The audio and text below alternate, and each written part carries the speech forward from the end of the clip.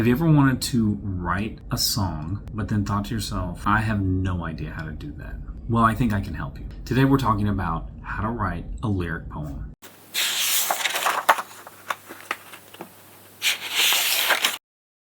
But first, let's talk about what a lyric poem is. Lyric poetry is all about emotion, music, and personal expression. It doesn't tell a full story like an epic or a ballad. Instead, it captures a feeling, a moment, or a thought in a way that feels almost like a song. These poems are often short, rich with imagery, and designed to be heard as much as read. But what makes a lyric poem work? How do poets craft verses that stick with us long after we've read them? We'll break down the key features of lyric poetry, explore different types of lyric poems like sonnets and odes, and show you how to write one yourself. A lyric poem is a short, expressive piece of poetry that focuses on emotions, musicality, and personal reflection. Unlike narrative poems that tell a full story, lyric poetry captures a moment or a feeling like a snapshot of the soul. Key characteristics of lyric poetry: emotional expression. Lyric poems dive deep into human emotions, whether it's love, loss, joy, or longing. Think of Shakespeare's sonnets, where he pours his heart out about beauty and time, or Emily Dickinson's poems about solitude and mortality. Musicality. These poems are meant to flow. They often use rhyme, rhythm, sound devices like alliteration or assonance. Even if they don't follow a strict meter, they still have a natural melodic quality. They're short and personal. Unlike epic poems that span hundreds of lines, lyric poetry is usually concise and written from a personal perspective, often in the first person. It's about capturing a single moment or a powerful emotion in just a few lines. Here's a quick example of lyric poetry's musicality from William Wordsworth's Wandered Lonely as a Cloud. I wandered lonely as a cloud that floats on high over valleys and hills, when all at once saw a crowd, a host of golden daffodils. Notice the rhythm, the rhyme, and the imagery. That's the essence of lyric poetry. Deep feeling, musical flow, and a personal connection between the poet and the reader. So now that we know what makes a lyric poem, let's explore the different types and how they shape their emotional impact. Common forms of lyric poetry.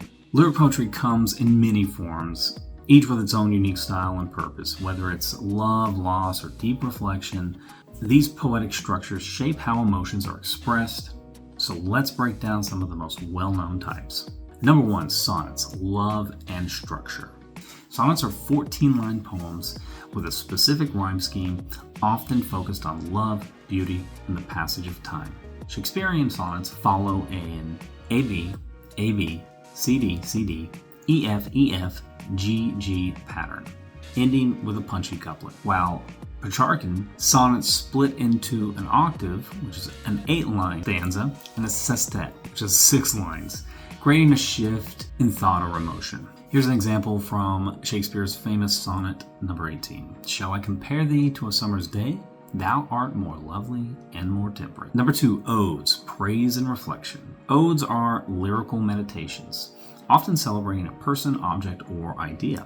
Think of John Keats' Ode to a Nightingale, where he reflects on the beauty and mortality, or Percy Shelley's Ode to the West Wind, which uses nature as a symbol of change and inspiration. Key features are grand flowing language meant to elevate its subject.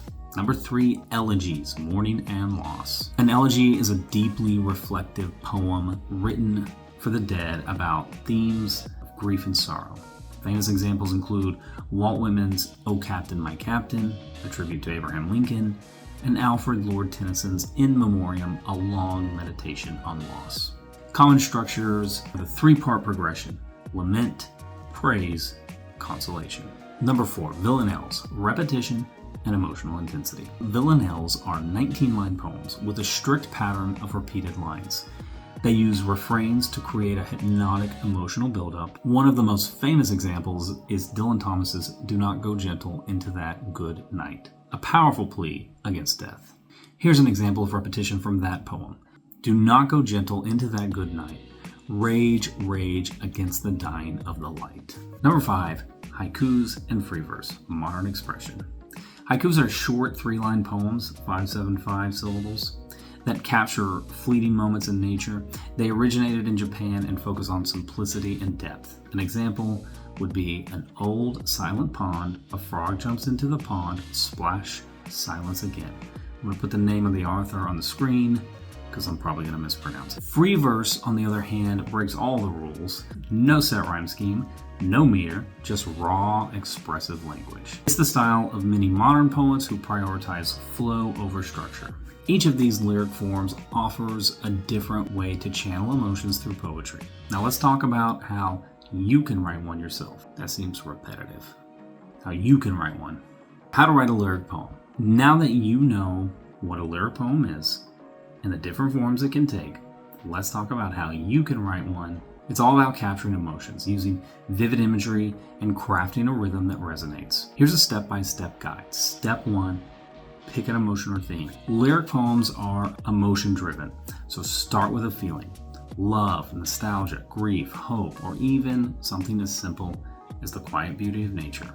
Choose something personal and specific. Here are some example themes. Love, the warmth of holding someone's hand. Nostalgia, the smell of your childhood home. Nature, the way raindrops race down a window. Grief, the silence after saying goodbye. Step 2, use imagery. Great lyric poems show, they don't just tell.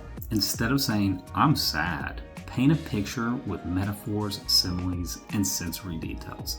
Here's an example. Instead of saying, I miss you, try, your voice lingers like a fading echo in an empty room. Step 3, play with sound and rhythm. Lyric poems have a musical quality, even if they don't rhyme. Experiment with rhyme, which creates flowing sing-song effect. Repetition, which reinforces emotions and key ideas. Alliteration and assonance make lines more memorable. Soft summer sky, whispering winds. Step 4, keep it short and impactful. Unlike epic poetry, lyric poems don't tell a long story.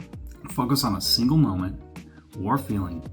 A few powerful lines can say more than an entire page. Step 5, revise and read aloud. Poetry is meant to be heard. Read your poem out loud.